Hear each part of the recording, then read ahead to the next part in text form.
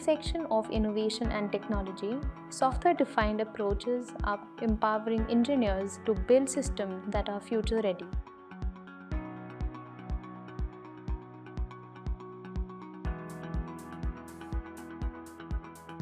Hi, I'm Nikita, a design engineer working on embedded solutions at Tata Technologies. My father wanted to see me become an engineer, and soon that dream became mine too.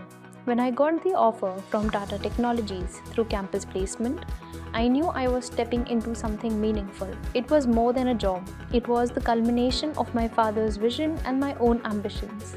After joining Tata Technologies, my first real hands-on training was with TechVarsity. Each learning module was designed to strengthen my foundation in software-defined innovations. For an Indian OEM, we played a key role in integrating and validating in-vehicle infotainment software, ensuring seamless performance across multiple platforms and car models.